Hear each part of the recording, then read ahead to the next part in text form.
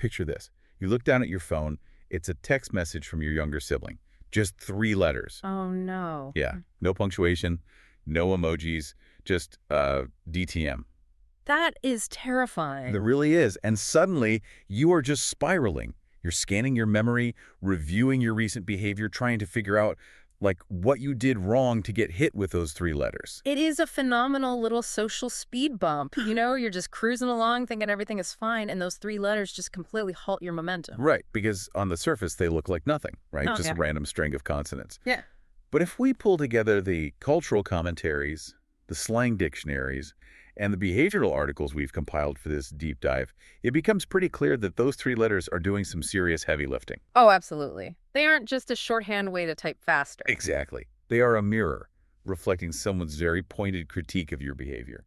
Welcome to the deep dive, by the way. You're glad to be here for this one. Because our mission today is really to decode DTM. We're going to figure out exactly how and when to use it, and we're going to put ourselves and you listening right now to the test to see if we are, in fact, DTM ourselves. And we're going to look at the psychology behind why modern internet culture values this kind of extreme, almost apathetic efficiency. Because this isn't just a basic dictionary definition we're talking about. Right. It's a look at how digital language uses extreme efficiency to communicate, well, complex social critiques. Okay, so I am absolutely guilty of this behavior, but let's establish the baseline first. For anyone who doesn't know, DTM at its core stands for doing too much. Doing too much. Yeah. It is the ultimate modern label for being extra. It's the accusation that you are being overly dramatic or, specifically putting way more effort into a situation than is actually required. Which is such a fascinating sociological shift, if you think about it. We used to culturally reward effort. Trying hard was the goal. Right, like get an A for effort. Exactly. But internet slang has evolved to prioritize chillness. DTM is almost like the weaponization of apathy. Wow, weaponization of apathy. I like that. It's a way of saying your enthusiasm or your anxiety has breached the acceptable limits for this specific interaction. So the classic example that comes up in our source material involves running late. Imagine you are meeting a friend and you realize you're going to be 5 minutes behind schedule. Just 5 minutes. Just 5 minutes. But instead of shooting over a quick, hey, running 5 late, you completely panic. You proceed to write a 10-paragraph text message detailing the traffic patterns, the existential dread of being tardy. The fact that your alarm didn't go off because your phone updated overnight? Yes, the entire backstory of your morning routine. Which is basically you trying to preemptively apologize for something the other person probably doesn't even care about yet. Exactly. It's the digital equivalent of showing up to a casual, relaxed beach hangout wearing a full, custom-tailored tuxedo. A tuxedo on the beach. Right. The effort you are putting in wildly mismatches the reality of the occasion. You are sweating in the sand, you've got sand in your polished dress shoes, and everyone else is just sitting there in flip-flops wondering why you are trying so hard. I love that visual. But I'd argue it's not just that you're overdressed. There's an added layer of social friction here, according to the sources. How so? Well, it's that your massive overexertion of effort is actively making everyone else uncomfortable. When you send a 10-paragraph apology for being 5 minutes late, you are forcing the receiver to manage your anxiety. Okay, wait, I want to push back on that a bit. Because if I am the person sending that massive text, I'm clearly already stressed out, right? I'm anxious. Yeah, you're true. So if I hit send and the person just replies with DTM, does that actually diffuse the situation? Right. Because to me, throwing a slang abbreviation at someone who is spiraling feels like it just dismisses their anxiety completely. Well, let's look at the mechanism of the medium based on the research. Texting is inherently built for ruthless efficiency. If I receive your 10 paragraphs, I have a choice. I can either write 10 paragraphs back, validating your feelings and, matching your emotional labor, or I can use a digital pressure valve. DTM provides instant efficiency. So it's about cutting the circuit before it overloads. Precisely. It acts as a digital stand-in for relax or calm down. By just saying, DTM, I am refusing to match your panicked energy. And it's actually designed to add a tiny bit of humor to the critique. Right, so the letters speak for themselves. Exactly. It's a colloquial, slightly wry way of saying, hey, I love you, but chill out. The brevity is the point. It acts as a rapid-fire intervention, so I don't have to write a careful emotional response. It's the smirk instead of the scowl. Yeah. You're saying the tuxedo's ridiculous, but you're tossing me a pair of sunglasses while you say it. That's the intention, yes. It injects levity. But that ruthless efficiency we just praised, that's exactly what sets the trap. Because when you strip away the context, you leave a massive void. And that brings us to the brunch scenario from the text. Oh, the brunch scenario. Because if efficiency is the whole point of this slang, brevity leaves a huge amount of room for misinterpretation. How you say DTM completely changes what it actually does. Tone is the invisible architecture of internet slang. Without it, everything just collapses. Let's set the scene for the listener. You are out at a nice brunch, the food arrives, and we've all seen this happen. Someone at the table refuses to let anyone eat because they need to take at least 100 photos of the spread. Oh yeah, they are standing up on the chair to get the overhead angle. They are rearranging the salt shakers. They are waiting for the perfect sliver of natural light to hit their avocado toast. It is a textbook doing too much moment. It's the peak tuxedo on the beach behavior. So you toss out a DTM. If this person is your best friend, the dynamic is solid.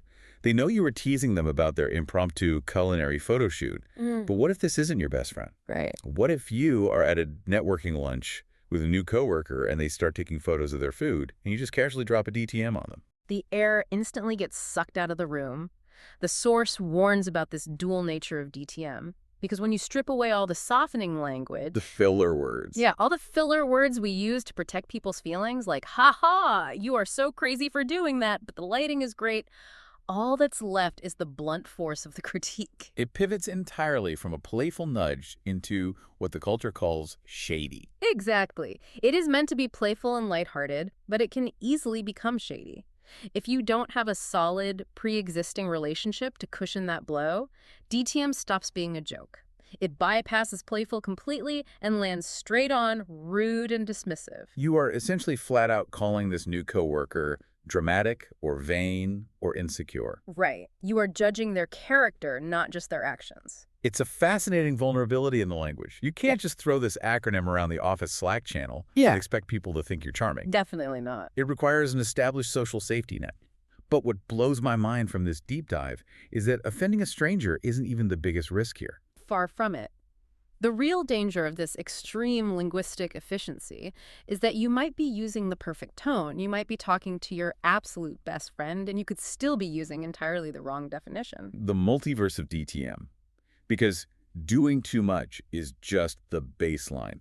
Depending entirely on the context, DTM can mean wildly different, highly emotionally charged things. I love how the source breaks this down. It's wild. It can stand for dead to me. It can stand for don't trust men. Or it can stand for don't text me. Let's just pause and appreciate the sheer cognitive dissonance of those options. It's terrifying. So let's run a hypothetical based on the source to really highlight the stakes of this. Let's go back to the brunch table. Your friend is standing on the chair, taking the 100 photos of the waffles. Right. You text them from across the table, meaning to be funny. Yeah. You type DTM. You mean doing too much. They look at their phone, but their internal decoder ring translates it to dead to me. The brunch is instantly ruined. Irreparably ruined. Yeah. They think you have just dramatically ended a 5-year friendship over an Instagram photo of a waffle. Yeah. Or imagine they translated to don't trust men. They're looking at their phone, looking around the restaurant, wondering which waiter you were warning them about. It creates total chaos, and it reveals a fundamental paradox about digital shorthand. We invent these acronyms to save time and be hyper-efficient. But does this extreme efficiency actually create more work? Right, because we constantly have to clarify our context. I'd have to send a follow-up text saying, wait, no, I meant you're doing too much with the photos. You aren't dead to me, and the waiter's probably fine. I just wrote a paragraph to explain my 3 letters. Exactly. Which is why internet slang requires a shared, almost tribal understanding of context. The abbreviation itself doesn't actually carry the meaning. Your relationship does. The specific dynamic between the sender and the receiver is the only thing that decodes which of those 4 extreme meanings is the correct one. So if I use DTM with you, I am assuming you speak my specific dialect. Precisely. If your friend at brunch knows you are generally a dramatic person who speaks in hyperbole, they might legitimately think you mean dead to me. If they know you are cynical about dating, they might jump to don't trust men. Wow. The efficiency only works if the shared tribal knowledge is already rock solid. If that context fails, the efficiency backfires spectacularly. Okay, we have spent a lot of time analyzing the mechanics of this and looking at other people, the sibling sending the text, the person writing the 10-paragraph apology, the brunch photographer. Right. But I think it's time we pivot. Let's turn the lens squarely on ourselves and on you listening to this. Because we know the definition, the tone, and the risks. So are we guilty of it? Well, the source says we all are at some point. It is a universal human experience to occasionally put the tuxedo on at the beach. So it is time for the mirror test. Are you DTM? The research highlights some very specific, everyday symptoms that prove you have crossed the effort threshold. I'm going to throw a few of these out, and I want you listening to be really honest with yourself about whether these hit a little too close to home. Have you ever spent 30 minutes color-coding the apps on your phone screen by gradient? I mean, aesthetically pleasing, but undeniably a lot of effort. How about this one? Have you ever rehearsed a 2-minute voicemail out loud in your car 3 times before actually dialing the number? The psychological preparation for an asynchronous conversation. Or, and this is my favorite one from the text, have you ever created a thumb-slide PowerPoint presentation, complete with transition effects, just to convince your family to consider your dream destination for the next vacation? That is corporate synergy applied to a family road trip. It's amazing. I'm going to throw myself on the sword here and confess. Let's hear it. The voicemail one. That is my exact neurosis. I will sit in my car, I will physically write out bullet points on a sticky note, and I will practice my casual, hey, just calling to catch up, greeting multiple times so it sounds perfectly breezy. The irony is, I am putting in an agonizing amount of effort, just to sound like I'm not putting in any effort at all. I am undeniably seeing doing too much. Which of these hits closest to home for you listening? I bet there's at least one. And that gets right to the heart of the psychology here. We do these things because we hate spontaneity, or we want control, or we just care deeply about the outcome. But it's very easy to look at that list, the color-coded apps, the rehearsed voicemails, the vacation slide decks, and feel a flush of embarrassment.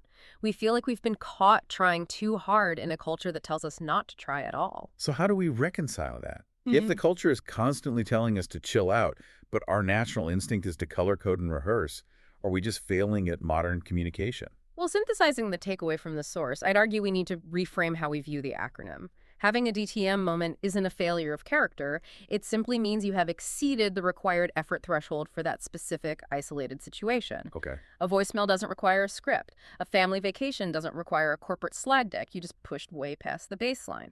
Okay, so if I shouldn't be mortified that I'm scripting my voicemails, what is the practical takeaway? When I catch myself in the middle of writing that 10-paragraph text, what is the play? The key, according to the text, is self-awareness. It's about recognizing the escalation in the moment, having the grace to laugh at your own absurdity, and then making a choice. You really have 2 options when you realize you're DTM. I'm taking notes. Option 1, you can proudly embrace it. Own the 30-slide PowerPoint, present it with pride, admit that you are extra, and refuse to apologize for it. Lean into the tuxedo. Exactly. Embrace the tuxedo. Or option 2, you can opt for the ultimate counter move, which the internet has conveniently also given an acronym, DLL. DLL. Doing a little less. Doing a little less. It is a conscious retreat. When you catch yourself typing that massive apology for being 5 minutes late, you feel that spike of anxiety. You look at the wall of text, and instead of hitting send, you highlight it, you hit backspace, and you surrender to simplicity. You type, running 5 late. Oh, wow.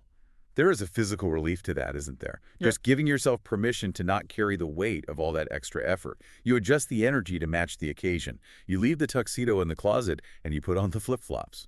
It is incredibly freeing once you realize that not every interaction requires your absolute maximum output. Doing a little less next time is perfectly fine. This has completely changed how I view a simple text message. Yeah. We started out just staring at a confusing, vaguely panic-inducing 3-letter text from a younger sibling, and we have unpacked an entire sociological dynamic. We really have. So to wrap this deep dive up for you listening, remember that DTM is a powerful, highly efficient 3-letter tool. It is a social speed bump. It's a fantastic way to playfully tell a friend to just release the pressure valve and chill out. But it is a tool that requires immense precision. Absolutely. Wielding that tool comes with the heavy responsibility of managing your tone, establishing your shared context, and knowing your audience. If you miscalculate any of those variables, you aren't being efficient. You're just being blunt, and you might accidentally be telling your coworker that they are dead to me. It really is a perfect microcosm of how human behavior adapts to digital constraints. But, if we pull back and look at the broader cultural trajectory based on the source, it leaves us with a final lingering question. Ooh, lay it on us. If our digital language continues to invent efficient ways to call out people who put in too much effort, are we heading toward a culture where any display of deep enthusiasm or meticulous care is automatically labeled DTM? Are we slowly being conditioned to hide our passions just to avoid being called extra? Wow. Are we hiding our passions? So the next time you look down at your phone and see that text saying, chill, you're DTM, you really have to ask yourself, are you actually doing too much, or are they just intimidated by your tuxedo? Something to mull over. Thanks for diving deep with us today.